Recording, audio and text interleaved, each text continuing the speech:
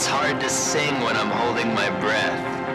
I try to get loose, shake out my hands, drink more, jump up and down. It's hard to sing when I'm holding my breath. I look at the drums, I look at the crowd, adjust my frames and they slide back down. It's hard to sing when I'm holding my breath. There I am, mining the energy, digging around for some big dusty chunk in the dark, where it's hard to sing, and I'm holding my breath. I think of the basement, I sit on the washing machine, I reach into the backpack, I pull out another instrument cable because this one is making a weird, it's like...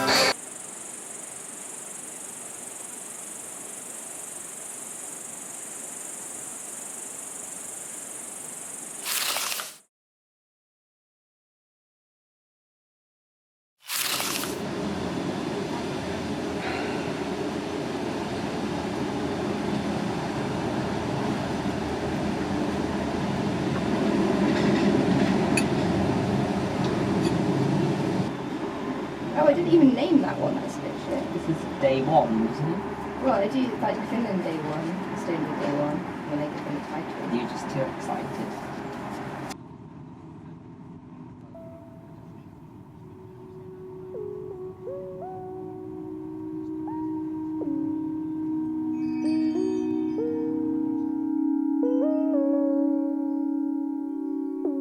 It feels like there's an expectation to justify adventure. For it to be worthwhile to record, share, watch, it has to be different. Go somewhere new, do it on wheels, on feet, on your hands and knees. Exhaust yourself to find meaning. This summer I went travelling without a goal. It doesn't feel like the best idea for a video to have no premise, but I don't want to be chasing a predefined conclusion. I want to be led by what calls my name. I have the urge to explore and the urge to create, and I want to see where that takes me. I'll be journaling and filming as I go. It might be self-involved, unrelatable, or unreliable. But if it's true to me, then it's true to someone.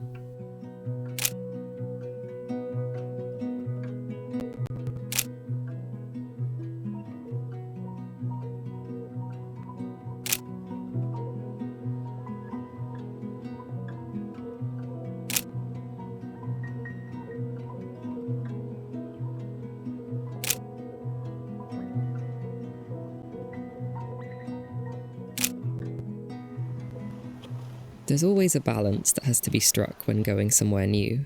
A balance between preparation and exploration, where fear of missing out is weighed against spontaneous discovery. I find the research process to be a bit of a paradoxical one. I need a smattering of words and images to entice me to a place, but I want to maintain an originality to my journey through it. Have some ownership over my trajectory. For the Baltic capitals, 2 words were enough. Old Town? Thanks, I'll take it from there. I want each step to be guided by the physical reality of the place, rather than following its aggregate digital footprint. I guess that's why people use travel agents, to know they'll see the highlights without having them spoiled in advance. But I just love walking that line myself. Research primes me for what's to come, but I need to regulate it. A drip feed, not an overdose. I think that's why I find restrictions so beneficial in photography, design, and apparently travel planning. For this trip, meeting up with my partner placed me in Finland, visiting friends in Poland set another waypoint, and intercepting my family in Paris would get me home. From there, I had a finite number of rail tracks to weave together a route. Having the destinations settled before considering the details of my itinerary framed the objective of my journey with the cultural connotations these places held. It seems obvious, but having this backdrop did help me realise what I wanted to get out of the trip, what I really wanted to see and feel. Searching within the borders of each country en route distilled my options. Over mountains and lakes, along cobbled streets dotted with castles, I looked for a breadth of humanity and nature. I wanted to learn about people and pine trees, about marmots and about myself. My time in Finland reflected these drives, a sample of that balance. We arrived in Helsinki as the sun left behind cavernous train stations and deserted streets. In a few hours it returned, but without the crowds we were expecting. Tampere, on our way up, wasn't dissimilar. I was alone up the Piniki observation tower, and we shared the Lenin Museum with one other patron. I'm accustomed to high streets that can just about accommodate the footfall between Sports Direct and Primark, but Finland, with its wide avenues and frequent trams, never felt starved for space. That's not to say the landscape that accompanied us for 12 hours on the Santa Claus Express was empty. Without fail, throngs of trees met us outside each town and shepherded us the many miles to the next. Rovaniemi, on the Arctic Circle in Finnish Lapland, isn't the first destination you think of for a summer holiday. By circumstance, it was the one we chose, and it gave us the space we so craved. We arrived at 11 p.m. and walked the 3 kilometers to our apartment in daylight. We slept 12 hours that night, but there was no immediate way of knowing. On Midsummer's Eve, we stayed up to catch the midnight sun. Each hour leading up to it bright, uninterrupted. Lapland felt like the epitome of summer. The sun abided, and the forest, lake, and marsh flourished. There are, of course, moments in between the photos worth taking. There's map reading, meandering, and midges. We're sitting on the verge of Sodankylantie as I write this. It's a section of Highway 4 that runs from Helsinki on the Baltic Sea to Utsjoki on the Norwegian border in the north. Extrapolated further, it's part of the E75 route that connects Vardø in Norway with Sisja in Crete. All that scope seems inaccessible when you're waiting an hour for the next bus. A mile behind us is the unimpeded wilderness of the Arctic Circle hiking area, but we're stuck on a gravel verge, teetering between a lay-by and a nettle-replete ditch. Each time a lorry hurls by, we nearly lose our hats. I often assure myself that memory doesn't leave much room for the mundane. The wait isn't what I'll remember.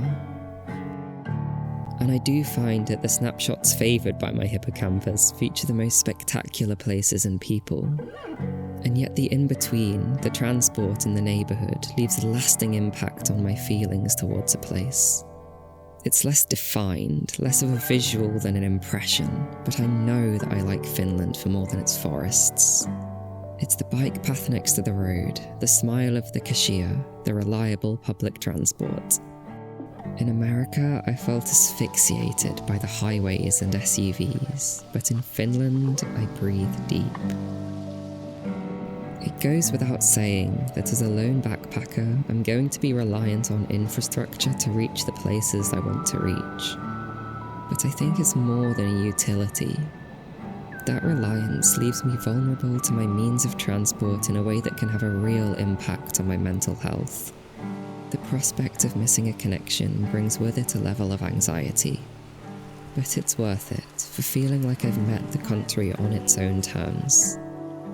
Navigating the local timetable feels far more gratifying to me than a road trip absent of that friction.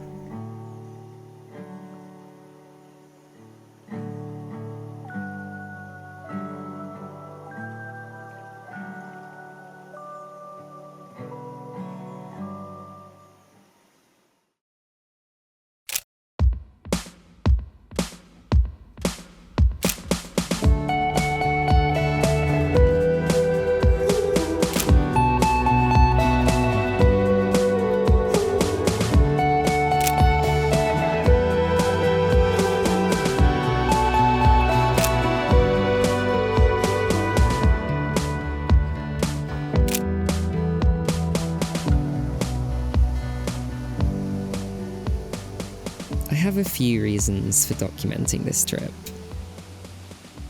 In the moment, when I'm wandering from A to B, I find a melodic fulfillment in taking photos as I go. Capturing the rhythms of a place across segmented intervals. I'm a visual thinker. I can't grasp how a drummer intuits a beat, but I imagine my closest point of comparison is hitting the shutter right when the bike rolls into frame, or the bird drops between the branches of a tree. It's for after the moment too. I enjoy photo albums arguably as much as the taking of the photo itself, so having a moving record of the sights I saw, and a reason to formulate the thoughts that accompanied them appealed to the nostalgia goblin in me. But when I think of why I'm sharing this video, my reasons are different. I'm making it for myself, but as a byproduct, I hope that self-indulgence results in a distinct creation. Photography, travel, introspective writing, I'm combining my passions in a way that I wouldn't if I was creating for an audience with existing expectations, and that specificity, however niche, might result in something new. I find value in art as a creation-based communication, where each iteration on the format adds to the conversation. I don't necessarily see much value in this video itself, but I see the worth in putting my own work back into that feedback loop. At every turn, Tallinn reminds me of this. From port to airport lies a canvas of structures, a history preserved by the ceaseless expansion on what came before. Taking it in almost feels like an exercise in archaeology, one where each era is layered upwards rather than down, sandwiched between colour-blocked apartment blocks and glass-fronted supermarkets is a cultural exchange in the most physical way. Paint peels, buses lie in the undergrowth, and abandoned buildings are repurposed as billboards, a collage of posters spotting the rust. In a city where skyscrapers loom as portents of big business, endless iterations on the town's edifices are a constant reclamation of meaning. Disused train carriages host a colony of cafes and bars. On top of a car park barrier sits a prosthetic hand. Nothing is left simply as is. For all the meaning this brings, it's a sight to behold for the eyes alone. I need to remind myself to appreciate these streets while I have the chance. Tallinn isn't my conversation to add to.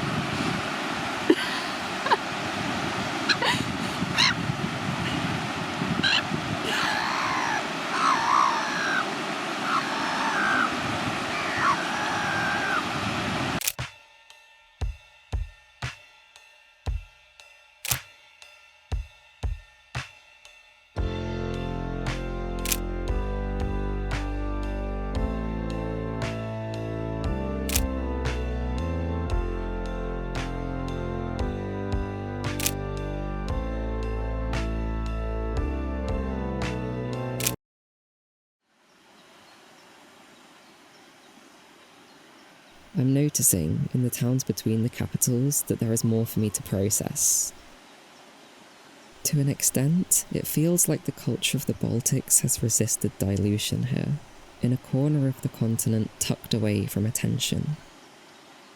Although I'm here to experience this, there's an instinct to feel alienated by trivial differences that I try to resist. Vegan products on supermarket shelves, obligatory smiles in the streets. I feel the absence of these comforts more than my home itself. The further from the heart of Latvia, the more this can be felt. That heart, geographically, is Riga, fed by its aorta, the Daugava, thinning and diverging the further it stretches back inland. The capital fills this role logistically too. Of the nation's 4 or 5 train lines, each runs outward from Riga. Each pulse from the heart takes longer to reach the extremities. Hours in the case of goods, but years for cultural shifts. In Valga, on the Estonian border, we were foreign bodies. Down the line in Sigulda, our host greeted us with English guidebooks. In Jurmala, the capital's seaside resort, a child struggled to remember the Latvian word for seagull. On our arrival into Riga Central Station, the city felt more similar to London than Tallinn. The main station has been subsumed into a shopping complex, refusing to compete with the clashing logos and shop fronts encroaching on it. Down the road, the old town has also been caught in the commercial expansion.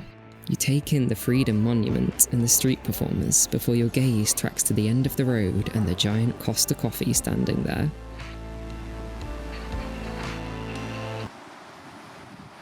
That's not to say the city doesn't have its own identity.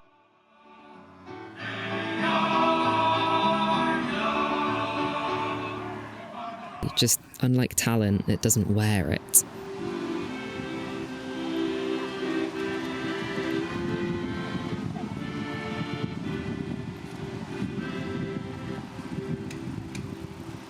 You have to go looking for Riga. Across the stone bridge to the National Library, or down onto Kipsala, the island beneath. It was there that I walked on a Saturday night, the ambience oscillating between a shrieking funfair riverside and the drone of crickets from the other. Soon the concrete hotels turned into classical wooden houses. Every 5 minutes or so, a car would pull up beside me, dropping people off for a rave at the end of the island. Riga was here, on the fringes, and people knew it.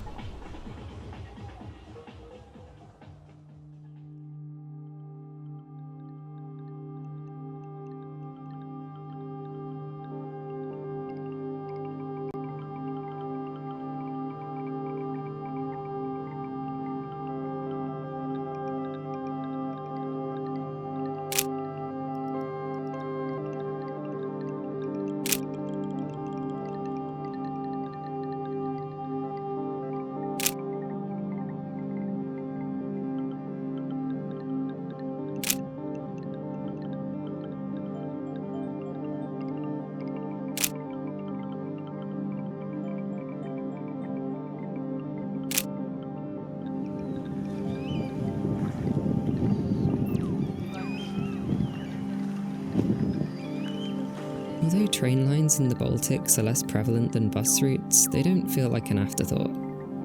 In fact, this scarcity is perhaps why it feels like each journey is treated with a little more reverence. Rail is far less of an industry than back home. Nearly all stations, other than the capitals, consist of a single platform of sun-cracked concrete. But almost without fail, the accompanying station is unnecessarily grand. Colourful Art Nouveau elevations are held up by colonnades, leading into a waiting room with more personal space than the 2 or 3 expectant travellers require. This feeling extends to the journey too. Buses are serviceable if you've found the right means of purchasing a ticket. From staff to seats, trains feel more accommodating. It makes sense. I guess why wouldn't sidestepping the hindrances of traffic and potholes make everyone a little more relaxed? I don't know if this arrival framed my impression of Lithuania, but our time there truly slipped by with the same gentle inevitability of the trains passing. During the day, the sun pressed us into complicity, an amble the most we could manage through the streets of Vilnius, punctuated by frequent respite in each church antechamber. After it set, the people carried its rhythm, content to sit with guitars or company to while the hours into night.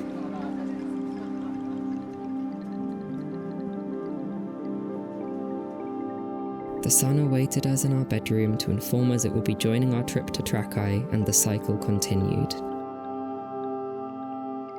Only we had to break it.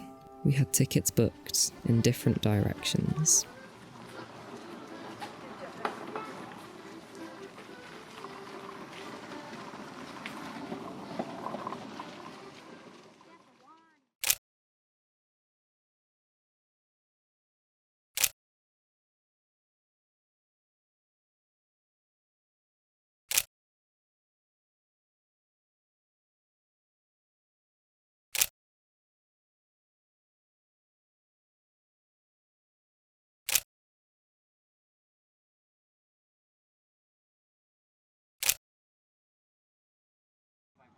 In chasing an unrestrained freedom, I definitely overestimated my independence. I took a year of my savings, a month of my time, and dedicated it to my impulse to travel. But that kind of self-gratification, I thought I'd have no problem being by myself. My day-to-day had been thrown out the window and left on the runway, and in its absence so much was new. That alone is exciting. But excitement doesn't last alone. I wrote in Finland about the moments between. Pavements and buses, that was it. But reading back now, it only tells me who I stepped and sat alongside. It's the life she brings to the inanimate and the mundane that I love. She flew home from Vilnius, and now the in-between is immaterial. The 13 hours separating it from Gdansk are empty. Once I got there, being in a hostel dorm of 10 strangers only drove home that loneliness. I woke up in a new city, in a new country, on my own. Bag-packed, checked out, back out. The familiarity of routine only took me so far. Taking shelter from the drizzle in a tiny playground to eat my żabka muffin, I realised that the mist-obscured waterfront facing me was the only sight I knew in Poland. Looking back now, it feels like I've seen more sides to the nation than any other this summer.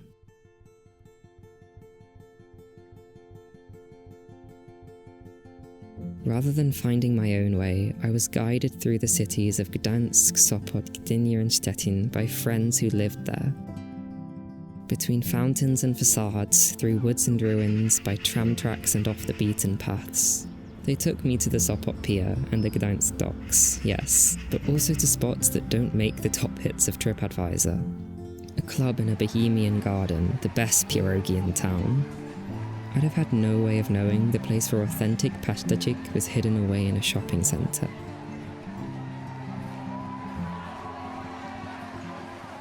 It's not unheard of to know someone's hopes and fears, their morning routine and all their thoughts on life is strange. But it's a peculiar thing to know all that and not know their favourite bar, their place of work, or where they go for a birthday meal. Visiting my online friends felt like discovering a loved one has been leading a secret second life, only they're proud to introduce you to it. As a shameless sentimentalist, it was a gift I was more than happy to receive. A lifetime's worth of nostalgia to share in as I see the backdrop to their whole life for the first time.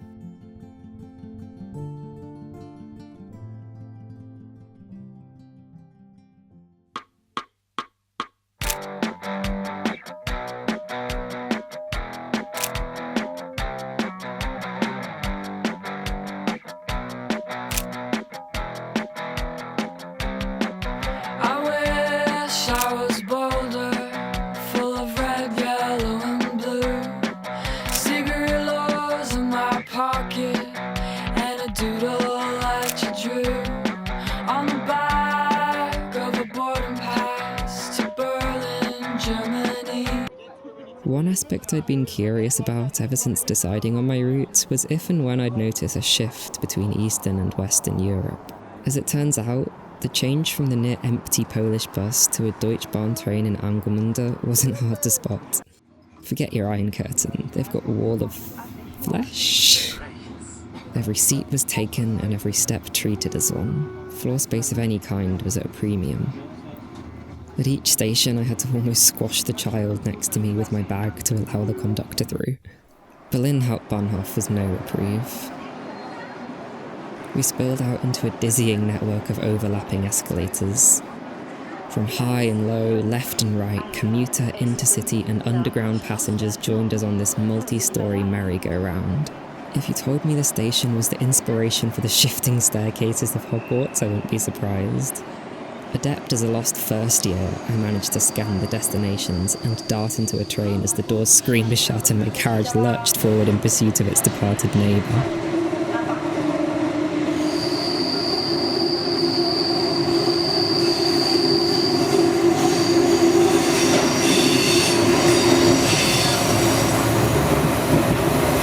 The cacophony of the station drowned out by light, beamed, reflected, refracted, it left no room for the other senses. Dazed, I yielded myself to the motions of the S-Bahn. Around me, Berlin.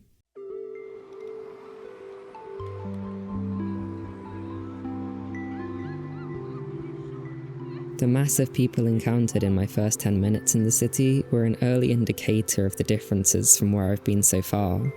Berlin, being the long-established capital that it is, has lost any distinction between original settlement and subsequent urban sprawl.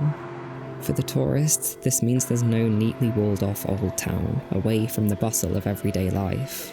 Everyone, no matter their purpose, travels the same tracks and walks the same streets. For the same reason, the attractions in Berlin appeal for their history rather than the majesty of their surroundings. So although I expected crowds, the atmosphere I encountered felt off to me. At Checkpoint Charlie, the queue for a snap with this symbol of division stretched out into the road. The word sightseeing feels apt, the commodifying of these sights into merely a background. I don't want to bemoan people using the freedoms they have now.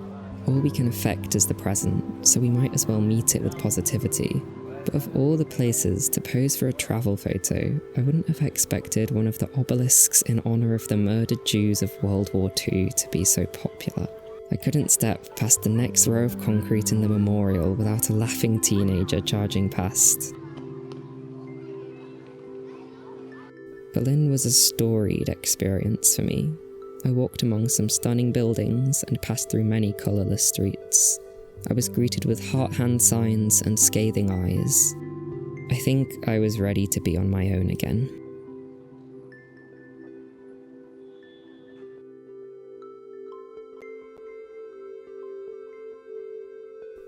I didn't realise quite how alone I'd be though. It had been 13 hours since I left Berlin that morning, and I was the last traveller waiting in Kempten Bahnhof. Looking for a bus, then a taxi, then any moving shape at that distance between reliable sight and subjective reality. Another hour had passed by the time I arrived, headlights revealing alternating spruce trees with the frequency of a slide projector. As the light settled, the scene flicked over once more, the trees acquiesced into a path, the final frame. My next destination, the beginning of the next act. A converted wagon in the woods, 20 minutes from the nearest village and 20 metres from the outhouse toilet. As I settled in for the night, 3 crucially related things dawned on me. My phone was nearly dead, there was no electricity, and I couldn't recall the route back to the village. I couldn't use maps, couldn't call for a taxi this time, couldn't wallow in the company of familiar voices in the static. I do consider myself fortunate that I'm travelling in an age where I can scout accommodation, sites, and travel between them in advance without tripling the weight of my pack. But consolidation in this way increases dependency on the technology and vulnerability when it's out of reach. In the end, it was the willingness of people that helped me. It was the host of the rental who drove me the remaining distance the taxi company deemed outside its range, and then lent me a power bank in the morning. In the end, the friction of travelling off-grid made those everyday processes all the more gratifying for me. Camping, it's not exactly a groundbreaking way to travel, but my pasta cooked over an open fire might have tasted better than any other meal I had on the trip. Appropriately, on the day the connected world, the digital machine, juddered to a halt in the wake of the rogue CrowdStrike update. As my train nears Lindau, the last of my stops in Germany, I realise that I'm comfortable. The journey's been hot, crowded, 3 hours longer than necessary, I'm clinging onto an aircon unit and a child is swinging their ladybird backpack at my shoulder. But I'm listening to Florist and I'm comfortable.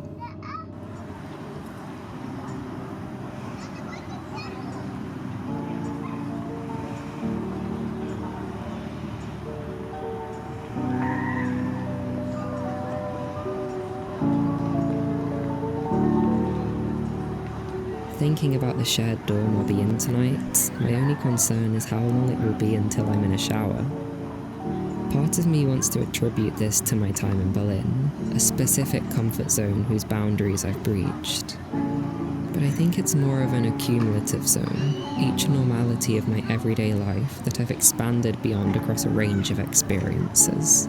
When I'm overwhelmed or when I'm alone, when I'm gestured towards a seat with a smile or when a stern Achtung is thrown my way, I've made it through some busy days and I'm ready for what comes next. Stepping out of Lindau-Insel train station, it's all laid out before me. This quaint island town, all tiled roofs and mosaic steeples. To my right, the Lion and Lighthouse guard the harbour and the lake beyond. Bisecting them is a glass-panelled yacht, ferrying an equally white-clad entourage around the bay to the opera in Bregenz. Ripples of persimmon spill across the lake by the time I catch up with them. I imagine there's significance to holding an opera here, a medium designed to reflect base human compulsions. I'll let the yacht-goers figure that one out. For the rest of us, filling the length of the promenade, the lake reflects pizza boxes and contentment. From here, I can see across to my heading once more. The Swiss peaks rise above the southern shore.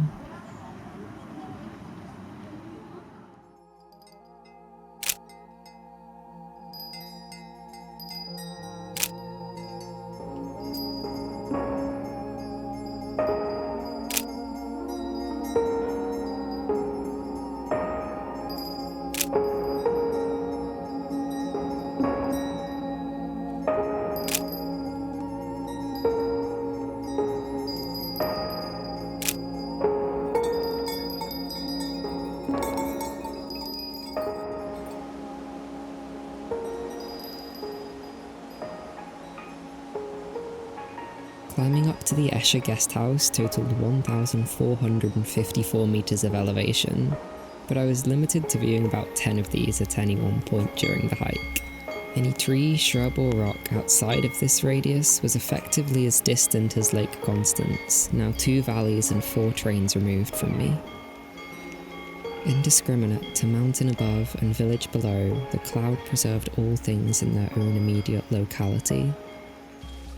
In my personal bubble, I could describe this as intent on the part of the valley, keeping me in the dark until I could take in its entirety.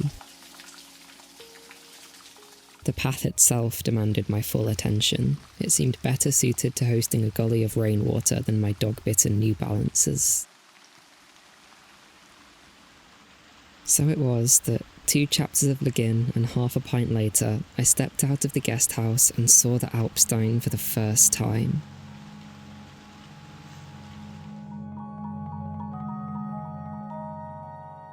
Describing it how I often might, excess of adjectives and all, feels even more pointless than usual. But words have an advantage over pictures when it comes to translating feelings. Looking around, I feel awe, incredulity. I can understand why there are so many chapels and altars dotted around the peaks. I get the sense that people feel blessed to exist in this place, whether they're grateful to design or chance for cultivating the landscape. An Australian couple living in Dubai tell me that they feel like they can breathe again. The farmers I'm staying with make me breakfast. The host at the guest house lets me know that the couple I got chatting to paid for my drink. Blessed to be here, and blessed to be here among people.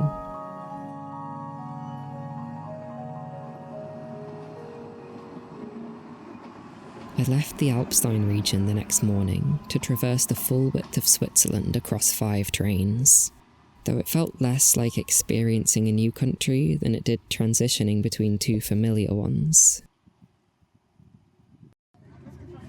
The train window applying a motion blur between the states of Germany and France. I don't mean to do a disservice to the impression Switzerland left on me. The journey was ceaselessly beautiful. But my stopover in Bern felt like the only point distant enough from its neighbours to feel distinct from either one.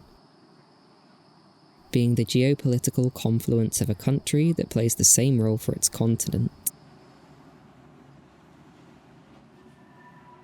Climbing up to my chalet in Les Maricottes, I might as well have been in France. I've checked in, and all of a sudden it's 5:30 and the shops are closing. I'm not complaining though. Language barrier aside, I feel a sense of homeliness settling into this secluded village. I have an entrenched nostalgia for the lethargy of French summers. It brings me back to a time in my life where holiday meant squeezing into the car in the middle of the night, ready for the 12-hour journey to my grandparents in Normandy. It meant the local fair, it meant the boulangerie at dawn, it meant being pulled in a horse box back up to the toboggan track. It's a nonchalant approach to summer, afforded by the length of public holiday. I hear it in the floating voices of children outside Les Maricottes outdoor pool and zoo. When your days off aren't numbered, you attend Lisieux Toboggan Park and you attend Zoo et Piscine des Maricottes. It's only in a break between years at uni that I can latch on to this, my surrogate European summer. With a little more time to settle here, I opened the door to the veranda and sprawled across the bed. Lying there, I could feel a pressure I hadn't noticed begin to dissipate. A residual buffer, an insulation of the self from the unfamiliar, had built up around me. Opening the door dispelled this vacuum, alpine air drifting into its place. Hours passed and I drifted with it. I felt lighter, yes, but less substantial. With my defences cast off, I felt drained. I was ready to relax in this solitude, but indulging in it led to more of a slump than anything recuperative.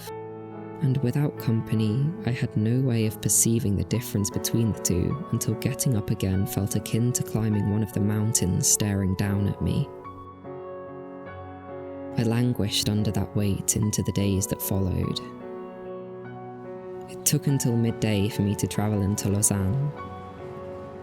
Bonsoir was the appropriate greeting when I began to climb up to the Emerson Dam. And in this state I wondered if I could really claim all my motives as intrinsic, internal. Was I travelling for me if I couldn't find this conviction when I wasn't voicing it aloud? This is the trip I wanted to take, but when I wasn't sharing it, nothing reinforced that. I felt scattered. I missed home. It took reaching it for the uncertainty to collapse. Travel had picked me up and scattered me to the winds, but returning let these fragments settle anew.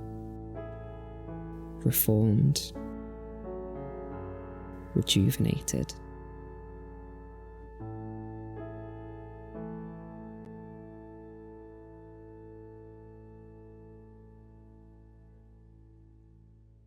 I think coming home solidifies my reality. These walls store the last self that stared. Plaster, paper, paint and skin. The same beige air given volume by dust. I can taste that old self. This young skin feels the fuzz on the edge of the book. This time feels right.